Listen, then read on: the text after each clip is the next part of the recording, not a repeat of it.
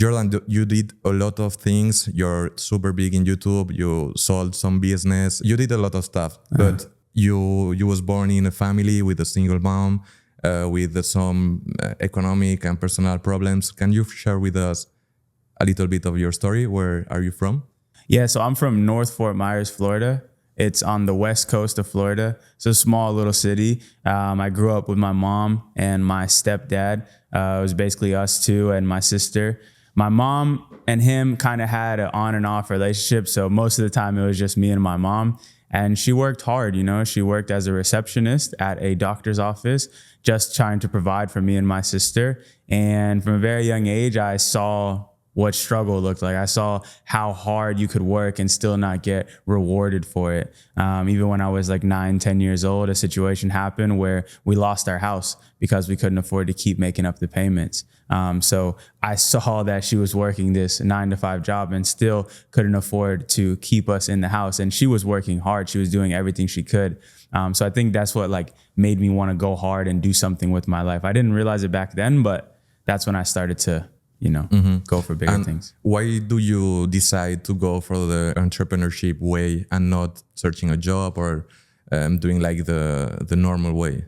Well, from a very young age, I found out that it was possible to make money online because I got a laptop. When I had to leave my mom's, I moved in with my stepdad and he bought me a laptop. And that was the first time I was ever going on YouTube. So I would go on YouTube and see people making money online, making Call of Duty videos, making skits, making funny little vlogs, and they were getting paid for it. So for me, when I saw that, I said, that's what I want to do. I don't want to go and work at the grocery store or at the fast food restaurant. I want to try to make money doing this. So I got a camera. It was a super cheap camera. I just stole it from my mom and my stepdad. And I just started shooting videos with my friends. And I posted my first YouTube video like in 2011, 2011, yeah.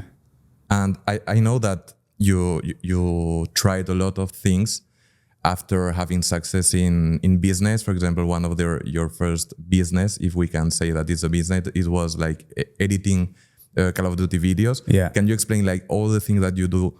Because I think that for people, it's nice to see that the first business is not the business that it's going to work. Yeah, I basically started every business you could think before I found one that was somewhat successful. I was editing videos. I was reselling sneakers. I started a clothing brand that failed. I started a graphic design agency that failed, a website design agency. I started doing tech support around the city. I tried to host my own sneaker event. I tried to make an app development company. Like, I promise you, I've tried almost every side hustle. I started a 3D model company where I would try to like sell other people's 3D models to companies. I started an advertising agency before I knew how to run ads. I used to flip products on eBay. I've tried so much stuff. I gotta say probably at least 10 businesses I tried until I found the first one that actually made me a full-time income. And what was the first business that worked for you? E-commerce. E-commerce. And can you explain how do you know about e-commerce, like your first steps? Yeah, so I found out about dropshipping in 2017 because I had just finished my first year of college and they gave me like $2,000 back from a refund. Basically, I didn't spend all my student loans. So I had like $2,000 and I was trying to figure out what to put it in.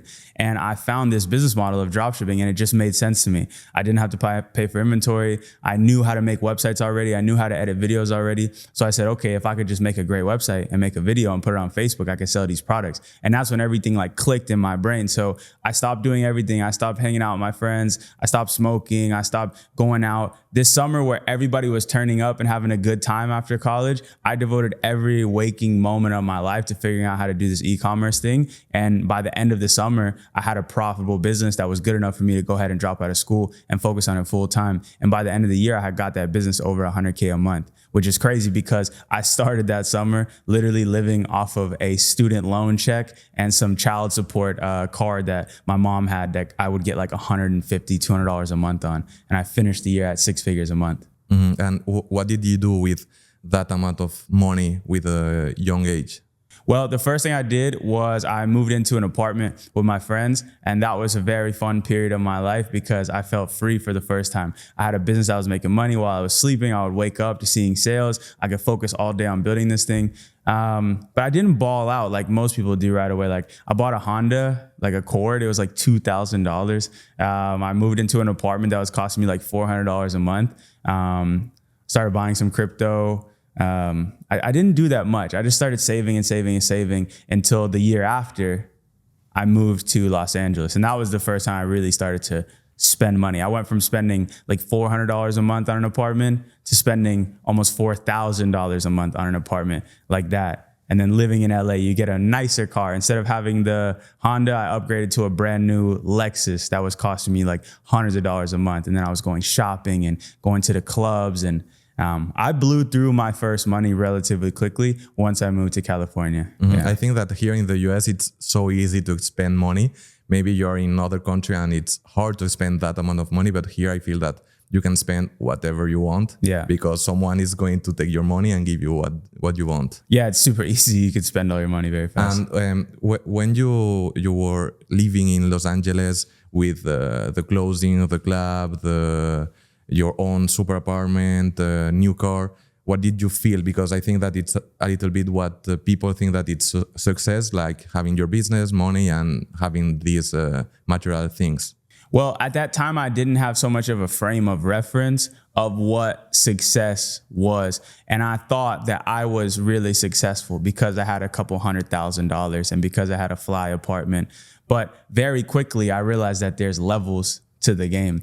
I felt good in the beginning. I felt like I was the man. I felt like I was really successful. But once I got around a place like LA where I was the smallest fish in the sea, very quickly I realized I wasn't doing anything that impressive. And also I was living above my means. So to be honest, while it was fun at first, very quickly it became almost like anxious, almost like I was worried if I was doing the right thing. And it turns out I wasn't doing the right thing because it caught up to me, a couple months later.